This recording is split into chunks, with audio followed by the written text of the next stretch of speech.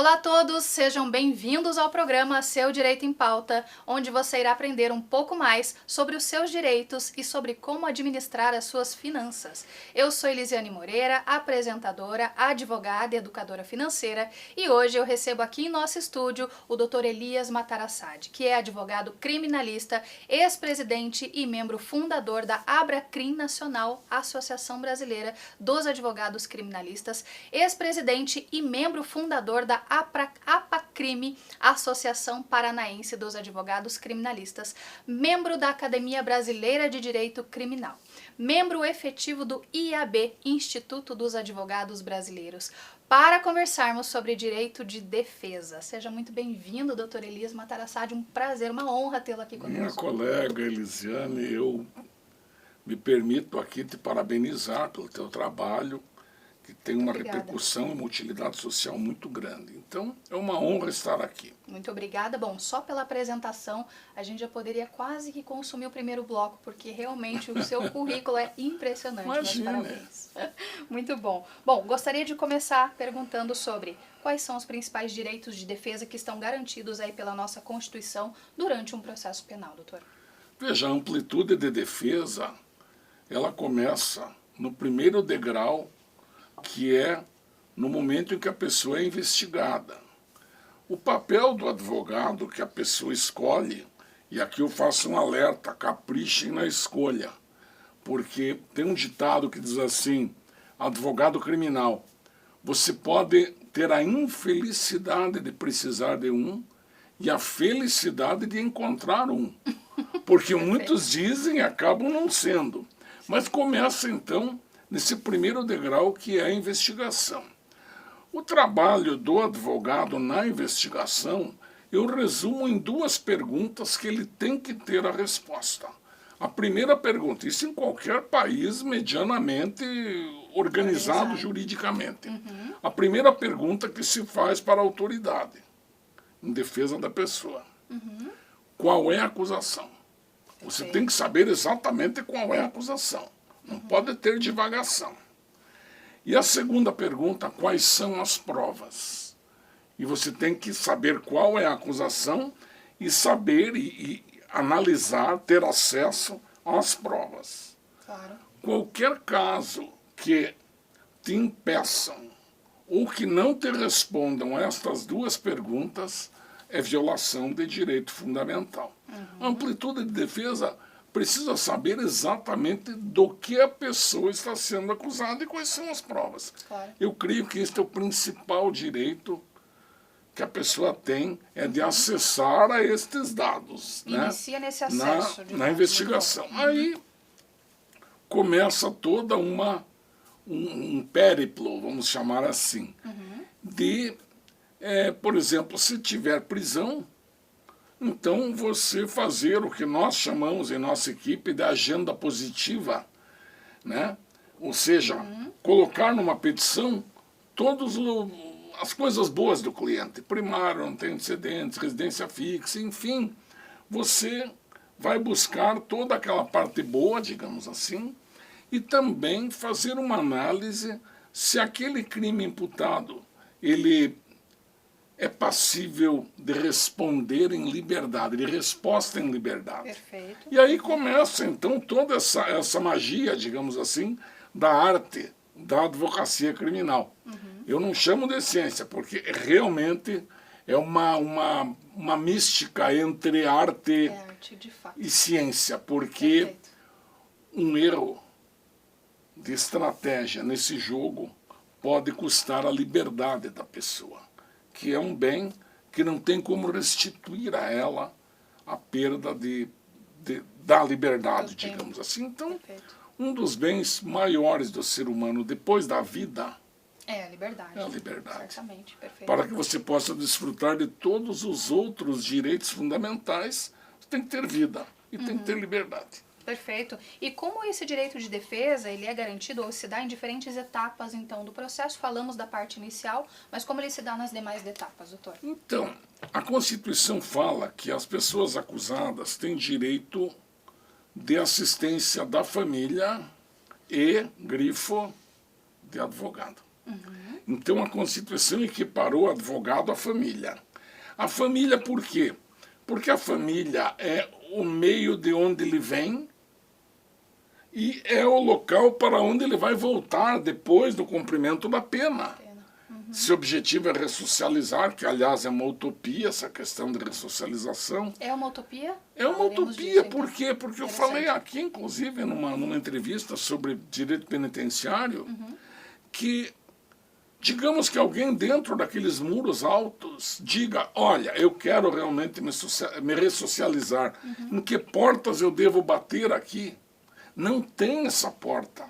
Inclusive o trabalho do detento é um trabalho que você, como advogado, tem que pedir, tem que requerer o estudo, o trabalho, a leitura, enfim.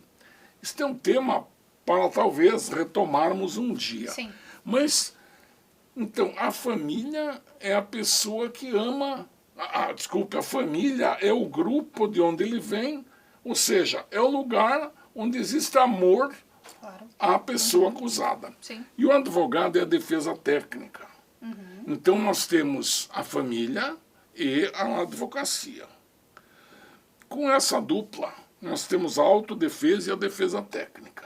Essas pessoas torcem para que ele tenha dignidade, cumpra a pena em dignidade, como prevê a lei, mas é muito difícil. As 3 perguntas que eu sempre reflito em torno delas e quando eu faço palestras eu abordo. A primeira pergunta, a polícia funciona como deveria funcionar? A resposta é não. O judiciário pune corretamente, dosa penas na medida exata da equação criminal? Não. E as penitenciárias recuperam? Não.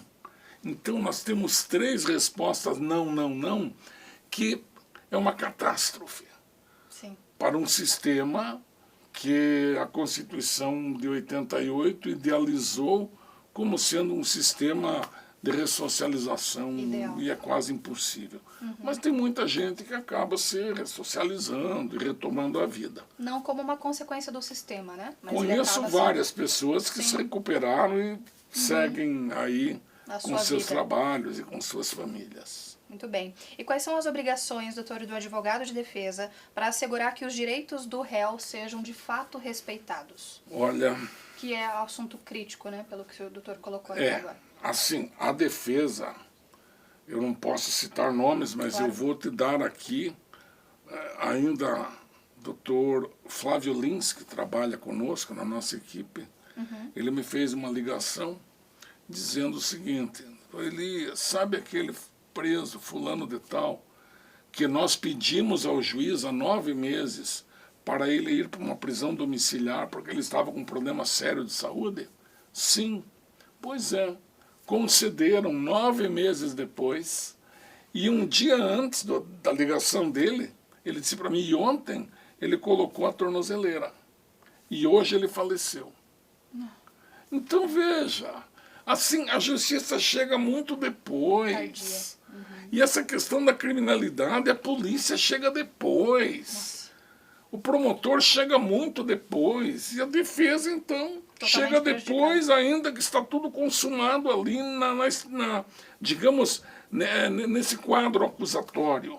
Então, a nossa missão é uma missão praticamente indescritível. Por quê?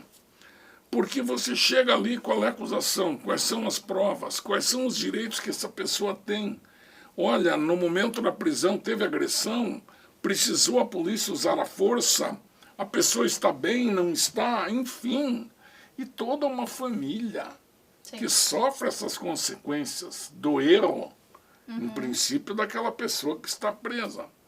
Então, assim, os deveres, primeiro deles, nós fazemos o papel de sociólogo, de psicólogo da família, a esposa, a mãe que o filho foi preso por droga, a mãe nem sabia que o filho fumava cigarro comum.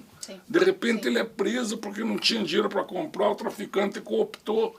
E a família nos procura e diz, nossa, por favor, nós não sabíamos nem que ele... né? Enfim, dramas humanos terríveis. A missão da advocacia é fazer esta parte psicológica da família, o dever ético de dissuasão, convencer a pessoa a não fazer mais nada errado depois de sair.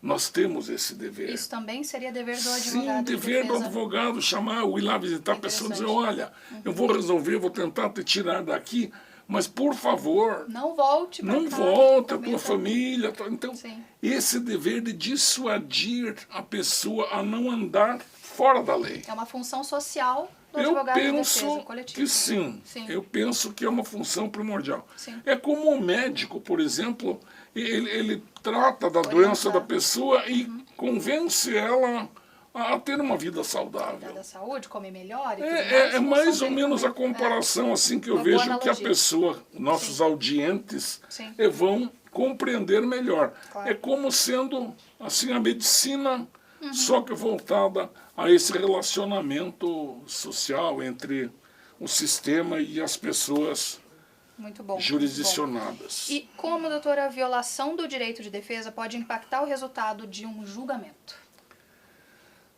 É completamente, é total. É total. Por exemplo, e quando eu dou um exemplo aqui, eu faço questão de dar exemplos para que todos entendam. Isso é Tornar perfeito, fácil ou torna mais difícil. Claro, sim. Veja só, digamos que num processo eu tenha lá duas testemunhas que viram os fatos, na época ficaram com medo de se apresentar e que sabem a verdade. E que a verdade é que o acusado é inocente. Digamos, numa hipótese. Eu requeiro para o juiz, então, a audição daquelas testemunhas e digamos que o juiz indefira. Ou que o oficial de justiça não encontra as pessoas e eu peço para insistir, ele diz, não encontrou uma vez, eu não quero mais ouvir. Ele vai dar uma sentença equivocada e vai condenar alguém. Agora, se a Elisiane me perguntar, mas na área penal, qual é o pior cliente para defender? Digamos Isso, que você colocasse... Está colocada essa pergunta. E já colocada. A resposta estarrecedora. O pior cliente para defender é o inocente. É o inocente.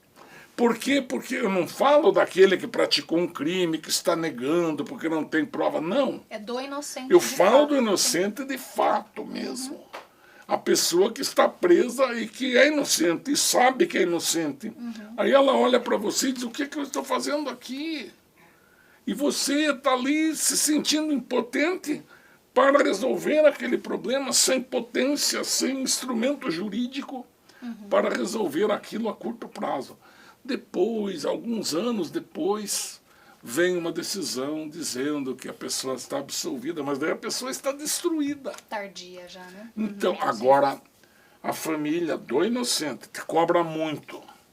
Ele é preso, nossa, ele te cobra demais. Claro. E é compreensível. E é compreensível, é um ser humano que precisa ter o seu maior direito de liberdade resguardado.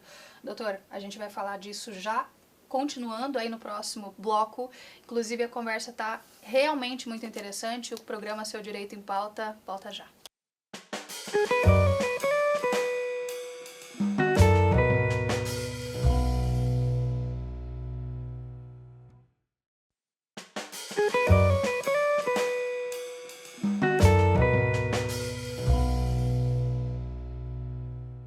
Olá a todos, sejam bem-vindos novamente ao programa Seu Direito em Pauta. A conversa de hoje é com o Dr. Elias Matarassade, renomado advogado na área do direito criminalista, para conversarmos sobre direito de defesa. Obrigada mais uma vez pela presença. Imagina, é aqui, uma doutor. honra, um prazer estar aqui. Gostaria de começar o segundo bloco perguntando sobre como o advogado pode preparar uma defesa de fato eficaz em casos de crimes graves.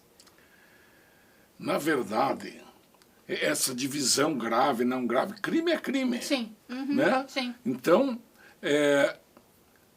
na verdade, qualquer acusação para aquela pessoa acusada é grave. Tem pessoas que se incomodam com uma multa de trânsito. Imagine você com uma acusação criminal ou alguém da tua estima que tem ali uma pena, digamos, de 1 a 5 anos, de 2 a 6, de 2 a 8, imagine. Já é um grande A desgaste, pessoa com certeza. entra se for uma pessoa séria, uma pessoa, digamos assim, uma pessoa, Sim. Enfim, Idônea, se envolveu enfim, com aquilo. Sim, sim. Então, ela entra num transe, um acusado, em que ele, quando está almoçando, ele lembra, quando ele vai dormir, ele lembra, não dorme. Se ele tira férias e vai para a praia com a família, todo mundo olhando o mar, feliz, e ele olhando o mar, mas pensando naquilo. É uma coisa que os antigos chamavam de vis inquietativa. É uma força que te torna inquieto. Então, essa vis inquietativa se a senhora da pessoa dos acusados, né? Aí o advogado, ele vem e vai fazer uma análise. O tipo penal exige dolo, exige uma intenção específica, sim. Tinha essa intenção específica? Não. Opa, começo por aqui. Sim. A parte do que a gente chama de elemento subjetivo. Ele tinha A primeira questão é internamente a vontade consciente de praticar esse delito ou não. Depois, nós vamos para as provas. E o importante é a versão dele. Tem caso de pessoas, inclusive com tráfico, que a pessoa fala a verdade para o juiz. Olha, doutor, eu estava precisando de 10 mil reais, porque meu filho ia fazer uma cirurgia, eu não tinha condição. Eu aceitei uma oferta do traficante para levar essa mala aqui de um lugar ao outro no Brasil, até para fora do Brasil. O juiz, às vezes, entende o drama da pessoa. Às vezes, a colocação do fato, da forma mais natural em que ele se encontra, não deixa de ser uma boa estratégia, dependendo da situação. Claro.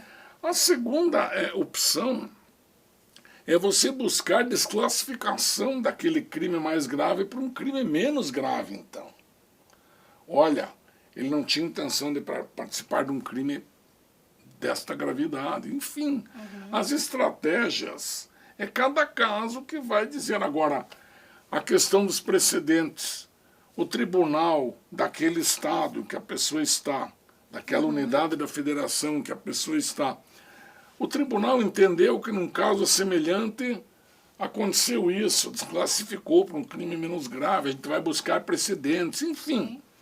É uma arte, é um caminhar num fio de navalha. Verdade. Essa é a verdade. Conversando com um colega de São Paulo, ele disse, Elias, o meu pai, advogado criminal, o pai dele, dizia que advogar na área penal é você atravessar uma lagoa de lama sem sujar os pés. Nossa, então, definição porque você não interessante. pode também assim, apoiar iniciativas ilícitas, mas você tem que buscar dentro do sistema todos os benefícios que possam trazer a ele um aprisionamento menor, uma condição de aprisionamento, talvez um regime, digamos assim, semiaberto, aberto, uma prisão domiciliar. Então, é a nossa luta, é o nosso dia a dia. É o dia a dia, muito bom. Falando da fase pré-processual, qual seria o papel do advogado de defesa, doutor, durante a fase de inquérito policial? O inquérito policial é um desafio, porque temos um artigo do Código de Processo, se não me falha a memória, artigo 14, ele diz que a defesa, ou o acusado, ou o indiciado, ele pode, pelo seu advogado, requerer diligências e propor meios de prova. E que a autoridade deferirá ou não a critério da autoridade lá. Uma coisa assim, uma redação assim, que dá muito poder a quem está investigando. Agora, mais recentemente, nós temos a investigação defensiva, que é uma investigação que o teu escritório faz. Digamos que aconteça um crime num bairro de Curitiba, numa determinada esquina, aconteceu um fato criminoso. A polícia vai lá, cerca o local, vem os peritos, fazem um levantamento, a polícia se preocupa em apurar a materialidade do crime, se tem defunto, não tem, Sim. vai para o IML, e depois em saber quem poderia ter praticado aquele crime. uma pessoa ou várias. Muito bem. Aí a defesa, com a investigação defensiva, por exemplo, nada impede que ela vá no bairro, vá numa padaria conversar com um vendedor, olha, alguém aqui disse que viu, vá num bar próximo, investigar e colher nomes de testemunhas que a polícia não filtrou naquela hora. Sim. Porque ninguém quer ser testemunha também. Sim, é um é uma incômodo. exposição, de certa E no forma. fim a gente acaba, né, por esse meio, com investigação defensiva, indo buscar provas que vão auxiliar. Se o delegado não aceitar, a gente em juízo consegue com o juiz produzir esta prova. Então, hoje nós somos uma espécie de um grande Big Brother, aspas, porque existem câmeras em todos Sim. os locais, então a gente vai buscar, É visita as possível. casas, olha, Sim. tal hora, tal dia, né? Tem imagem? Tem, não tem. Esse trabalho de investigação defensiva é um trabalho de muita inteligência. Sim. A polícia, evidentemente, faz o trabalho dela. Então, nós não existimos para descosturar o trabalho da polícia, não. Claro. Mas nós existimos para mostrar as outras hipóteses que, às vezes, a polícia não considerou. Claro, sim. E aí... E esse exercício já se inicia também no inquérito. Sim, perfeito. Sim. Então, a ideia é não ter... Aliás, quem vai para a advocacia criminal tem que ter vocação. Claro, claro. E quem tem vocação, na hora, terá ideias brilhantes para buscar novas provas no inquérito, para auxiliar a justiça a decidir de uma forma ideal. Melhor digamos assim. estratégia. Muito bom. Doutor, e tribunal de júri? Qual é o fator determinante para o destino de um tribunal do júri? O tribunal do júri, até o Supremo agora decidiu que o acusado condenado sai de lá preso. Não tem mais recorrer em liberdade. Uma decisão Recente. equivocada, Sim, porque a Constituição fala no trânsito em julgado. sim. O Código de Processo Penal fala no trânsito em julgado. Recentemente, eu, inclusive, sustentei no Supremo a ADC 43 e 44, que assegurava a prisão após o trânsito em julgado, enfim. E agora o Supremo surpreende a todos com uma decisão dessa. Mas é um tema bastante longo. O que penso do tribunal do júri? O jurado brasileiro, ele quer saber quem é a pessoa que ele está julgando. Se você pegar, por exemplo, um tribunal do júri, ou um grande júri que eles chamam nos Estados Unidos, talvez não interesse quem é aquela pessoa, etc. Querem saber do fato só. Aqui não. Aqui o tribunal do júri, o nosso jurado gosta Tem uma pessoalidade. de saber no quem é essa pessoa, Sim. aonde nasceu, quem são os pais, no que trabalhava, enfim. O quadro da vida daquela pessoa e qual foi, assim, a desgraça que o levou àquele fato considerado criminoso que está agora em julgamento no júri. Então, num primeiro momento, apresentar aos jurados quem é a pessoa em julgamento. Tem perigo para a sociedade? Não tem. Então, você terminaria a primeira etapa. Na segunda etapa, trabalhar com as excludentes. A legítima defesa, coação moral irresistível.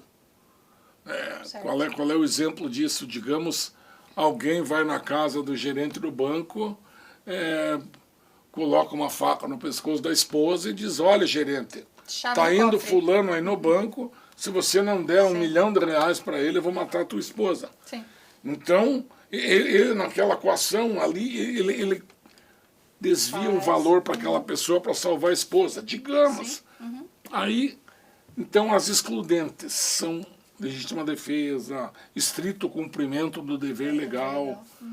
Por que você atirou naquela pessoa? Não, ele era preso, ele estava fugindo e eu não tinha como. Enfim, o policial ali acusado. Enfim, aí trabalha-se com as excludentes e no final da conversa, a meu ver, mostrar que a absolvição é o melhor caminho ou a desclassificação para um crime de menor gravidade. É a arte de você convencer 7 pessoas do povo numa linguagem não técnica. Isso. Não adianta Isso você é chegar para o jurado e falar, por exemplo, olha, o ônus da prova é de quem acusa, indúbio pro réu. Eles não sabem o que é isso. Exato. Então você tem que ter uma linguagem prosaica, uma linguagem de prosa mesmo, Isso. e essa linguagem tem que ser compreensível para eles, porque comunicação não é o que você diz, comunicação é o que o outro entende. Como, exato, é o que o que o outro entende. Então não adianta você Exato. falar um monte de coisa que as pessoas não entendem. Não vão acompanhar a tua tese, Não seja comunicou. defensiva ou acusatória. Então, essa arte de convencer no bom sentido, né, de absolvição ou de desclassificação, é o encerramento dessa fase defensiva no júri. Mas precisa muito estudo. 90% de transpiração e 10% de inspiração, digamos assim. Uau, incrível. Doutor, gostaria de agradecer demais a sua presença aqui. Poxa, passou tão ligeiro. Passa muito rápido, eu tenho certeza que o telespectador está pensando a mesma coisa. E Gostaria de olha, que vai passar mais dar tempo a palavra para advogado criminal é isso, né? Ele leva, né? Comunicação. Comunicação. Efetivamente. Aliás, vocês são mestres nisso. Muito obrigada, doutor. Bom, agradecer aqui a presença do doutor Elias Matarassade por conversar conosco aí sobre esse assunto tão interessante que a gente poderia passar horas aqui falando. E quero agradecer também aos nossos apoiadores, CF Home Design, por esse mobiliário aqui confortável, maravilhoso, e também a Quadro Shop, por esses quadros belíssimos que sempre enfeitam, embelezam aí ainda mais o nosso cenário, a mais completa loja de quadros de Curitiba. E agora um recado para você que é empresário. Sabia que a sua marca pode aparecer aqui no programa Seu Direito em Pauta? A sua empresa e o seu negócio podem estar conosco através de parcerias, apoio, cotas de patrocínio. Como fazer isso? Basta entrar em contato através dos endereços que aparecem agora no vídeo. Gostou desse programa? Então já nos siga nas redes sociais, Instagram Seu Direito em Pauta, como aparece na tela para você, e em nosso canal do YouTube, onde você pode conferir esse imperdível episódio e outros também. Seu Direito em Pauta, porque a informação é a sua maior aliada. Nós nos vemos na semana que vem. Até lá!